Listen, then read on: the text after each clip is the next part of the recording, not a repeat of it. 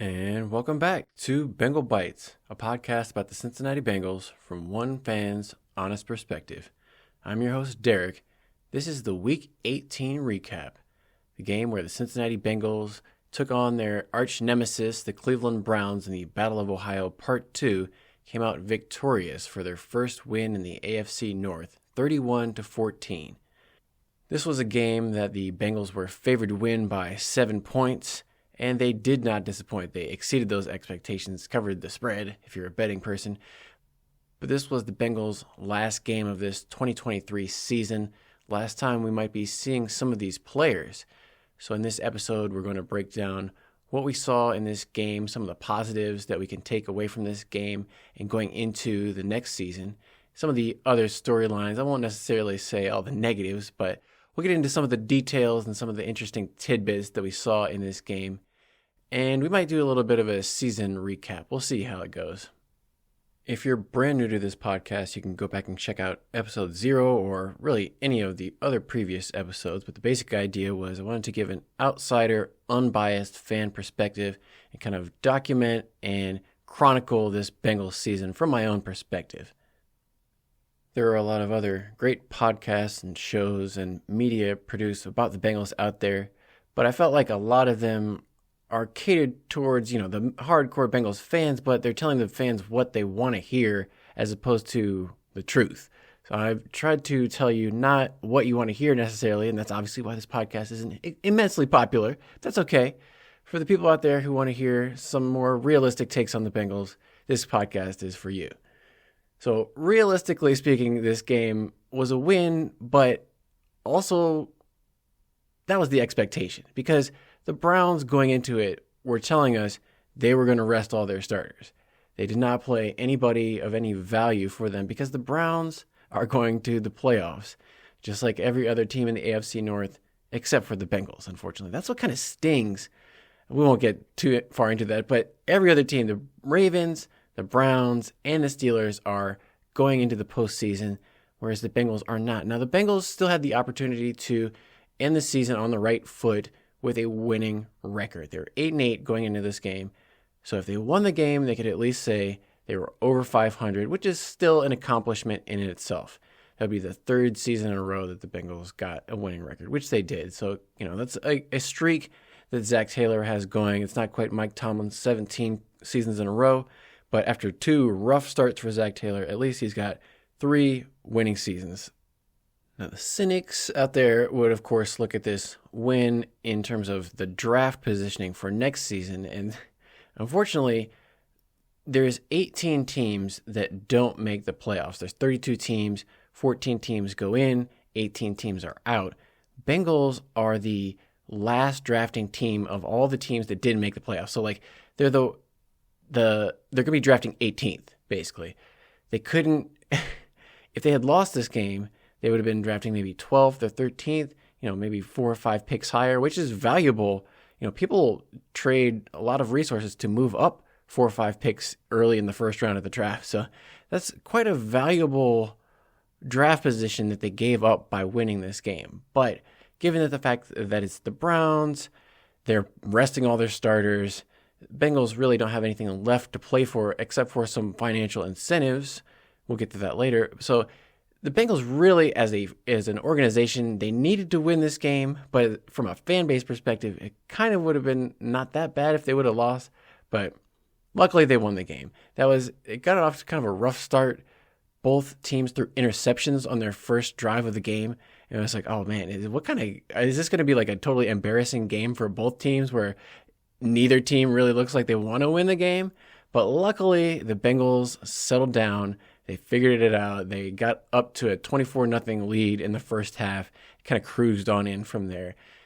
That was what we expected to happen in this game. Luckily, it ended up happening the way that the Bengals fans, who turned out en masse, there was a sellout crowd at Paycor Stadium. Zac Taylor was very complimentary of the fans, as he always is. He said he didn't know if he would necessarily be there. I wasn't at the game, by the way, because it was cold, it was raining. There was no way you were catching me at that game. But good job to all the. I felt like maybe it was a lot of Cleveland fans as well. You can't really tell because Cleveland, they have similar colors. But when the Browns scored at the end of the game, there's a lot of dog whooping and woof, woof, woof in Paycor Stadium. It seemed like there's a lot of Browns fans there too. So whoever the fans were at the game doesn't really matter. Paul Brown will gladly take their money, whether they're fans of the Browns or the Bengals or whoever. But if I was going to compare this game to anything, it was almost like watching WWE professional wrestling. It was obvious that, they were playing hard. They were, professional athletes out there, but it was kind of a gentlemanly game. It was the nicest game of NFL football you're ever going to see. It's not going to go down in the history books of Bengals versus Browns as like one of the most intense, hard-hitting games you're ever going to find. Most of the time, it was kind of a gentleman's agreement of, okay, we're going to run the plays. You can tackle us, but let's just nobody get hurt. Seemed like nobody was really interested in putting their body on the line too much, and I don't blame them. It's been a long year. They're already in so much pain from all these other hits they've accumulated throughout this season. They just want to run the clock out, get their stats or whatever they got to do to collect their paycheck and just go home healthy so they can recuperate and go on vacation. I'm sure some of these guys have their plans already booked, flights to some tropical location as soon as the season's over and they're able to escape. I totally understand that, but they did a good job of putting on a show for the fans. As a professional, you still have some obligation to your customers to go out there and put on a show for the fans. And that's why I say it's kind of like a WWE house show. It's not going to be the Monday Night Raw, primetime, A-list talent out there. The Browns are putting out their second and third string players. Bengals, to their credit, played most of their starters for the majority of this game. We did see some of the second and third string players for the Bengals get in later in the fourth quarter. A.J. McCarron came in and was thrown to some of the back of the roster guys. But for the most part, the Bengals starting offensive line, all their starting receivers, the Bengals' entire starting defense played for the entire majority of the game, first 3 quarters of the game. But Jay Feely, one of the commentators, said towards the end of the game, not at the beginning of the game, but towards the end of the game, he was like, yeah, this kind of feels like a preseason game. And that's what it was for the Cleveland Browns because they were operating more in just kind of a play the game, standard, vanilla, basic, don't do anything. Because the Browns are going into the playoffs, so they have to, keep everything close to the vest. They don't want to give their opponents for next week, which is going to be the Houston Texans. The Browns don't want to give away anything on tape that would, help their opponents for them. So they're trying to keep everything just basic, not show off anything. But let's try to cover some of the positive highlights up front here. Bengals finish at 9-8, third season in a row with a winning record. That's positive. Joe Mixon, for the first time all season and the first time since week 9 of last season, went for over 100 rushing yards in the game. Bengals have had the worst running game in the NFL all season. That's something that hopefully will have to change, although they don't seem really put off by it at all. They're just like, oh yeah, we don't really need to run. We're just going to pass.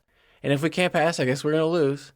But in this game, finally, Joe Mixon got over 100 yards. And finally, there was some big holes for him to run through. The offensive line, they were going up against backups, so that's what you would kind of expect. But Joe Mixon was able to get some space. He's not necessarily the shiftiest guy of creating things on his own, but when you open up a big gaping hole and he's able to see it, that's part of the problem with Joe Mixon is his vision is very poor. So there have been games where he's had openings to run through, but he decided, no, I'd rather just run straight into the back of one of my own players. But in this game, finally he figured out, oh, there's a wide open opening over here. He ran through it. He had his longest run of the season. He had a 44-yard run where he didn't quite get away for the touchdown. He got caught by the back of his shirt. That's what, these guys, they all have their shirts hanging out loose out of the back of their jerseys, and you see them all the time get caught by the end of their shirt. I would prefer you keep the jersey tucked in so there's nothing to grab, but whatever. I'm not, I think they like the loose feeling of the shirt so they can extend their arms and feel like more comfortable when they're running. But that's the trade-off. When you have your shirt hanging out, you get caught by the end. But otherwise, Joe Mixon, he had over 100 yards rushing, 2 touchdowns. He had 1 rushing, 1 receiving touchdown. His rushing touchdown was weird. It was another one of those vision things where even Dan Horde, the radio announcer for the Bengals, called it out.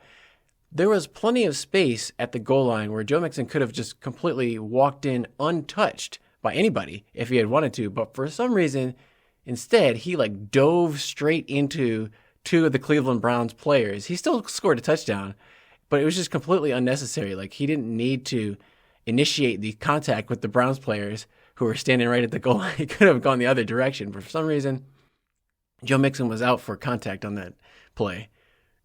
On Joe Mixon's second touchdown, the one he caught out of the flat, the Browns' backup linebacker, he wasn't able to get over and make a tackle on Joe Mixon in open space. Joe Mixon brushed him off, walked into the end zone, and started doing the making it rain celebration in the end zone, tossing out dollar bills, because with that second touchdown score in the game, Joe Mixon got to 12 touchdowns combined on the season, which triggered a bonus for him of $350,000. So a nice little bonus payday for Joe Mixon because of that touchdown. Hopefully he takes care of some of his offensive linemen and quarterbacks with that money. We also saw Jordan Battle from free safety get his first career interception in the game. Jeff Driscoll threw up a deep pass along the left sidelines. Jordan Battle read his eyes, got over, made a play, a nice toe tap, dragging the feet along the sidelines to get both feet in bounds, looking like a wide receiver out there. So nice hands, nice play by Jordan Battle. That's something that's been sorely lacking all season for the Bengals. Dax Hill, Jordan Battle haven't made too many of those type of plays, and Dax Hill kind of had a rough game in the fourth quarter, gave up a couple touchdowns. But for Jordan Battle, something that we've wanted to see, he's been getting more and more playing time over Nick Scott. Nick Scott has not really played much after Jordan Battle took over. So Jordan Battle was looking good in the run game most of the time. Now he's starting to make plays in the passing game. So that's exciting to see him develop as a player. We also got to see my boy Andre Josivas get a little more playing time, and he turned out 2 touchdown catches, multiple touchdown catches. I think that takes him to 4 touchdown catches on the season, 4 or 5. He's had a number of touchdown catches, but good job by Andre getting scores, making good blocks. He was one of the better blocking receivers the Bengals had this season. He's a big, lanky kind of guy, but he's got strength, so he's able to get on those defensive backs and hold up his blocks. I would like to see Andre get a little bit stronger in the catch point. That's one of the things he mentioned in his post-game interview. Was there were a couple, he mentioned one, but there was a couple where he dropped it, including on the touchdown where he was in the end zone. He caught the ball, but then the defender came over and swatted the ball out of his hands right away. It ended up counting as a touchdown because he had already kind of caught it and had possession. But there was another pass similar to that where he wasn't in the end zone. It ended up in an incomplete pass because he didn't hold on to the ball and secure the catch. And it's the few times where he just wasn't able to secure the catch strong enough. So that's one thing Andre can work on, is just getting better at getting his strong hands, strong arms. When the ball is in his hands, make sure he gets it. That's one of the things that Jamar Chase is so great at. It's one of his underrated qualities, is when Jamar gets the ball in his hands, most of the time he's not letting it go. Nobody's ripping the ball out of Jamar Chase's hands. He is quite the opposite. He takes it away from everybody else. We also saw Charlie Jones, the other rookie wide receiver, make a couple plays on offense in this game. He got a deep pass down the seam where he was one-on-one with the defensive back, beat him over the middle, no safety help. He split the safeties, and Jake Browning hit him with the pass up the seam. Good completion to Charlie Jones. So he had a couple other passes where he picked up some first downs on catch and runs in the flat, short passes. So good to see Charlie Jones at least getting involved in the offense a little bit more. Similarly, Chase Brown, the rookie running back, once Joe Mixon got his 115 or so yards, we got a little bit more Chase Brown. And he showed off what he can do in terms of quickness, speed. He was making the defenders miss. He's not the biggest guy, obviously, so I don't know how well he's going to be able to hold up in the pass blocking game.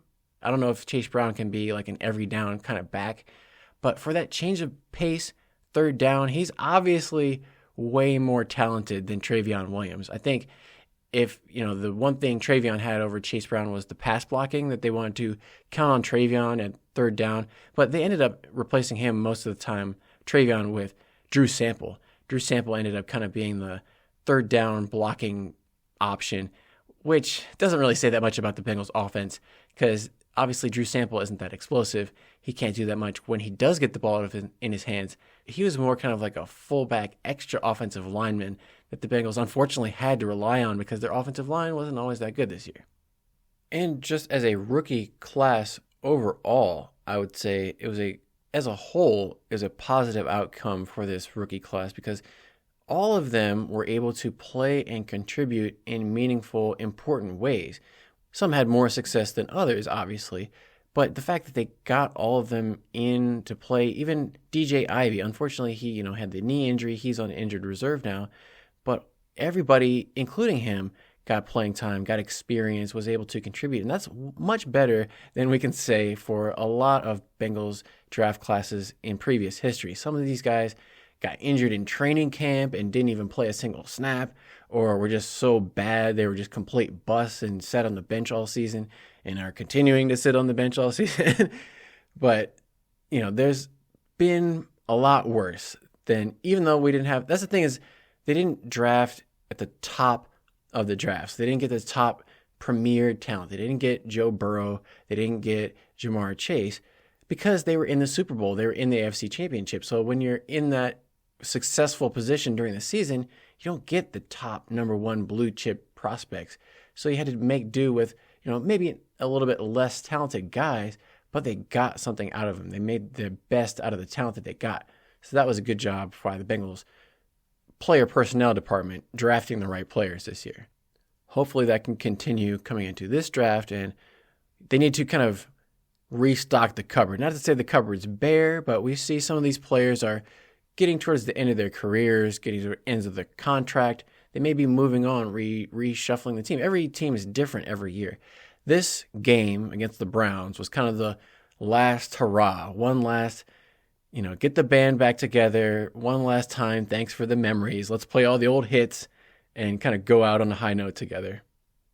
And that's what the Bengals defensive line did. Trey Hendrickson and BJ Hill split a sack. So Trey Hendrickson got to 17 and a half sacks for the season. That's a new career record for Trey Hendrickson. He's also going to the Pro Bowl, I think, for the third straight year, along with Jamar Chase, third straight Pro Bowl. Sam Hubbard also got a sack in this game. So the local product, Sam Hubbard, he's supposed to have surgery on Wednesday, he told Dave Lapham after the game. He had a high ankle sprain, and Sam Hubbard played through that for the last 7 games of the season. He was only out for 1 game, and that's usually a multi-week injury that can be very painful. So Sam Hubbard, I got to give him and all the other players credit, including Jamar Chase and everybody else who's playing through injury. These players are not 100%. They don't have anything to play for except for the pride and doing it for the fan base.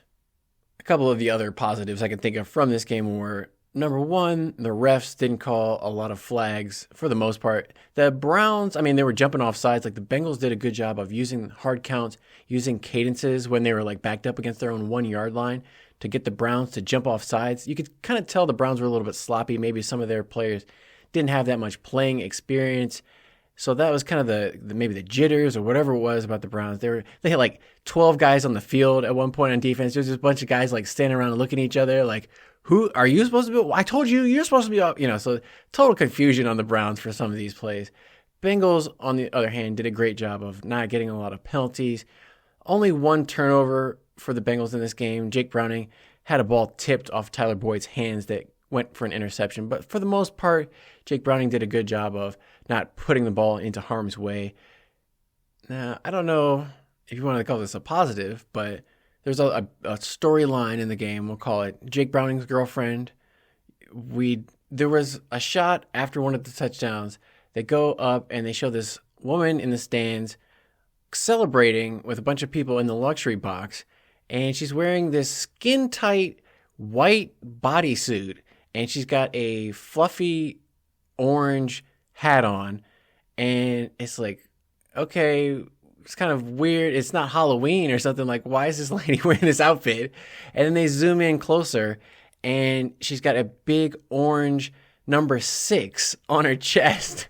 So it's obviously Jake Browning's girlfriend up in the stands celebrating, and she's cashing in on her 15 minutes of fame. It's the last game of the season, last time Jake Browning is going to be relevant for a long time. So she's got to make sure that she gets the cameras on her, get a little attention, get her name out there for whatever reason. I don't know if she's got a business she's working on or a modeling career, whatever it is.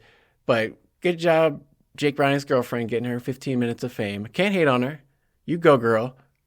One of the other interesting tidbits from this game was not only was this the first time that both the Browns and Bengals finished with a winning record in the same season since 1988, but it was the first time a division in the NFL had all teams with a winning record in the Super Bowl era, and the first division in the NFL all the way back to 1935 before they even had a Super Bowl. Nearly 90 years since all four teams in a division all were over 500. Amazing achievement. Unfortunately, the Bengals were the last place team in the division and won't be going to the playoffs, as we know. Now, this game was going to be the last game for some of the Bengals players, most notably and most likely probably for Tyler Boyd. Seems like after the game, he was kind of accepting and acknowledging the fact that this was probably going to be the end of his Bengals career. And I would have liked to have seen Tyler had a better game in his last game as a Bengal. He had, the tip pass that got intercepted. He missed a block on a Chase Brown run where if he would have blocked anybody, it could have really, popped off for a big run. That's the kind of thing that doesn't go down in the stat sheet. You don't see, missed block as a statistic, but that was the kind of play that Tyler Boyd has just not been making this season when the Bengals really needed somebody to make that block and bust off a big run. They weren't able to get it done. But Tyler also had a wide open, big catch. It was kind of a busted coverage where the Browns jumped off sides, so the Bengals had a free play. It was going to be either a penalty on the Browns or whatever. Tyler Boyd was running wide open down the middle of the field, and for whatever reason, Jake Browning, instead of throwing it up, like lofting it like a normal throw, he tried to throw like a bullet pass on a line at Tyler Boyd. And so it kind of, caught Tyler Boyd by surprise.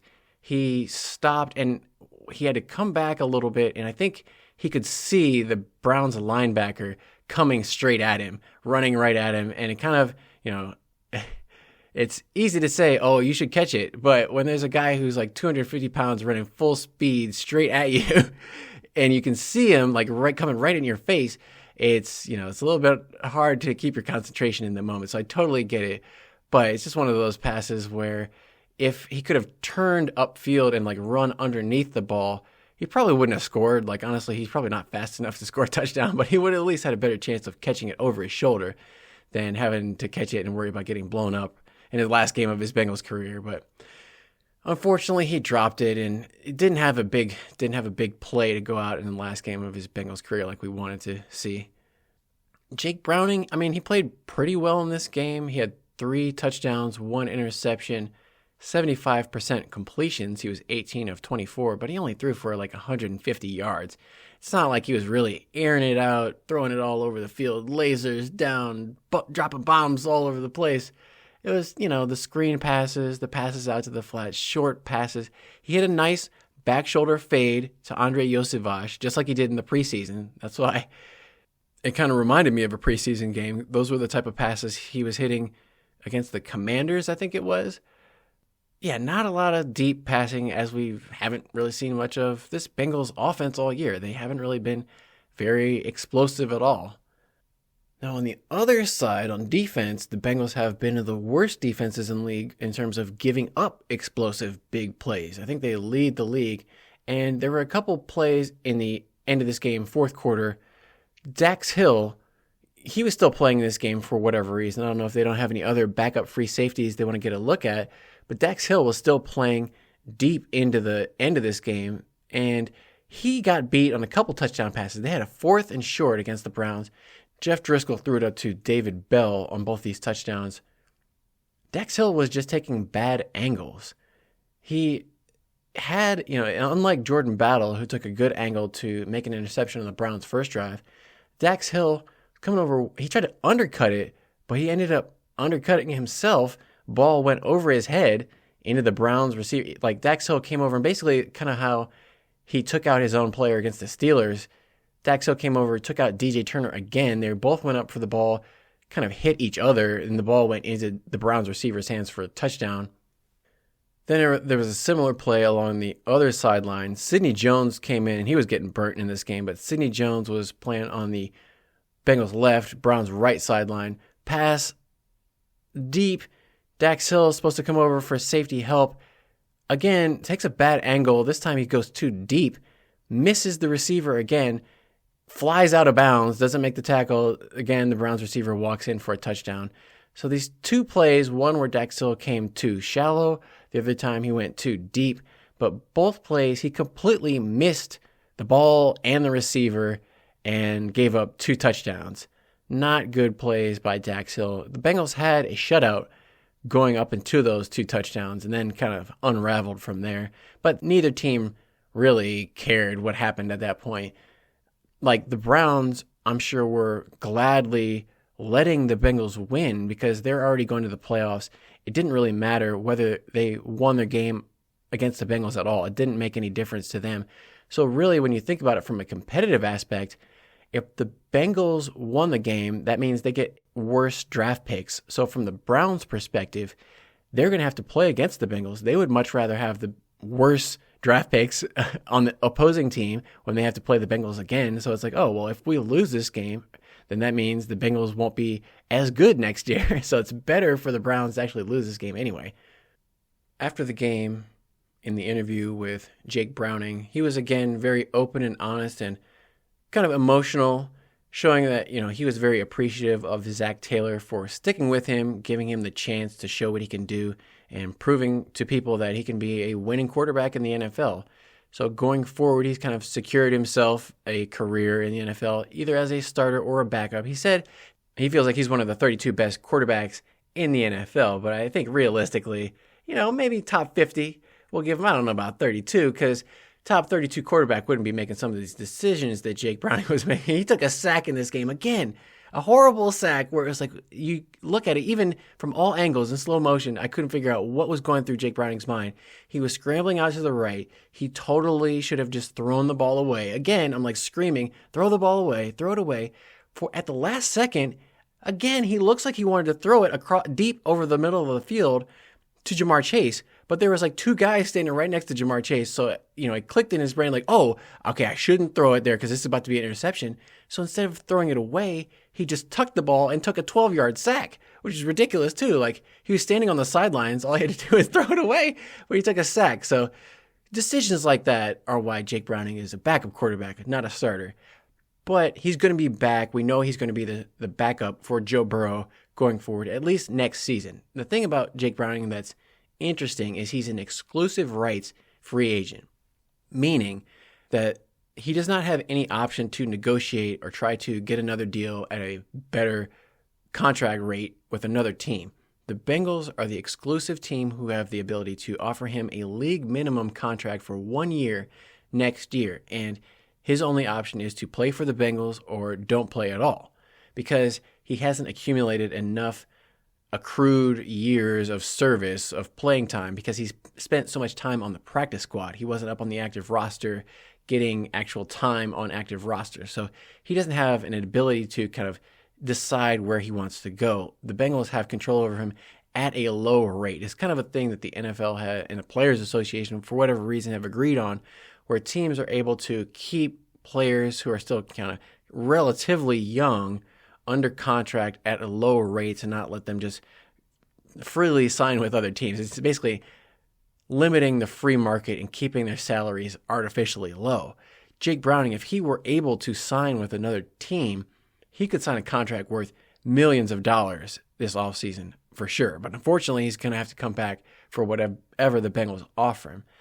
They mentioned on the telecast, hopefully the Bengals will do the right thing. James Lofton was saying, the Bengals should do the right thing and give him a 2-year or multiple year contract, for a few $1 million.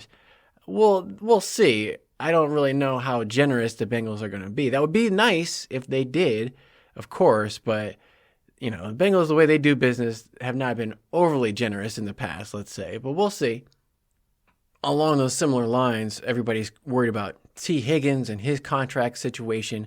I have been assuming this entire time that T. Higgins was going to get franchise tagged and probably be back at a very high salary next year. He's not going to be mad about that, just like AJ Green and Jesse Bates and all the other star players the Bengals have franchised in the past. They're not mad because when you get franchise tag, that means you get the average of the top 5 players at your position in the NFL.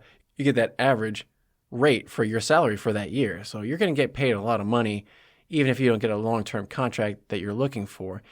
What the Bengals could do is they tag him, and then if another team comes in and makes them an offer that they can't refuse, they want to trade for T. Higgins, maybe the Bengals would consider it. I don't think they want to do that, but you got to keep all your options open. And as great as T. Higgins has been, he made an amazing play against the Vikings, scoring the over-the-back touchdown and all that kind of stuff. Kind of a little bit of a down year for T. Higgins. Wasn't quite as consistent as we would have liked, and he missed some games because of some injuries. He had fractured ribs, hamstring issue, wasn't always 100%. So if the Bengals got some kind of crazy deal, like how the Panthers, they wanted to trade like their whole team away for that number 1 draft pick last year.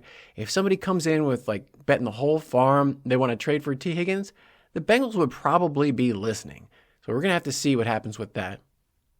But that's kind of putting the cart before the horse, getting ahead of ourselves. As Joe Burrow said in his end of season interview, all these questions about free agency and who are they going to sign and how are they going to build the roster and get ready for next year and offseason and draft and all that kind of stuff.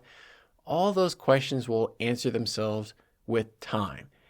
It's a little bit unnecessary to waste your time, going through all these simulations and permutations like this playoff odds simulator. Oh, are the Bengals going to make it, after week 12, after week 13, they're, 57% if they win, 62% and blah, blah, blah. Just let it all play out. Watch the games, go on with the rest of your life because none of this stuff is really that important that we need to analyze it so critically. I say that as I'm recording this podcast about the Cincinnati Bengals and hyper critically evaluating everything about the team. But unfortunately, this is the end of this Bengals season. The players are going to go through all their exit interviews, clean out their lockers, say their goodbyes, and then head out on vacation. This podcast is going to be taking a little bit of vacation since the season's over. I'm going to keep watching the rest of the games, but I won't record any podcasts about them unless something crazy happens in the off season. I'll probably come back with an episode about the draft that's coming up in a few months, but I got to take a little time to recharge the batteries, think about what I want to do for the next upcoming season, how I can make this podcast better. Maybe I can come up with some new ideas. If you have any ideas, let me know. Let me know in the comments how I can improve. I was thinking about maybe doing like an end of the year season recap, summarize everything, give out awards and all that kind of stuff. But that's really kind of beating a dead horse, milking it too much. The awards are Jamar Chase was the offensive MVP. Trey Hendrickson was the defensive MVP. They didn't live up to expectations at a team. They didn't make the playoffs, didn't win the AFC North. So overall, it was kind of a disappointing year, but still, they won more than they lost. We had some moments in there that were fun. That Jacksonville game on Monday Night Football, the game against the Bills, the game against the Rams on primetime, those are all fun moments that we can remember and take with us going into this offseason. I won't necessarily name any rookie of the year. I think they all contributed, like I said, to varying degrees, but as a class, this was one of the best rookie classes that the Bengals have had overall in general. So drafting wise, I'm optimistic about this upcoming draft. The scouts, the coaches, they've all done a good job. And Zac Taylor mentioned that he expects all of his staff to be back for next season. Now, there was a lot of talk about, the assistants getting new head coaching opportunities when they were going to the Super Bowl and the AFC Championship.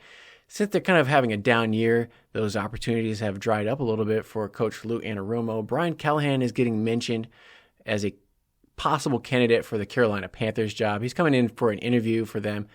We'll see. But Zac Taylor, there's most likely not going to be a lot of changes in the coaching staff and the personnel. So there's going to be a few players coming and going, but this team will probably look pretty similar next year, for better or worse. We're going to have to see how that turns out. But for now, that's going to be a wrap on Season 1 of Bengal Bites. Hopefully you've enjoyed it. If you've been listening all this time and you're not already subscribed, go ahead and subscribe. Thank you for listening. I'm going to leave you, as always, with a hoo day, and stay hungry for more Bengal Bites.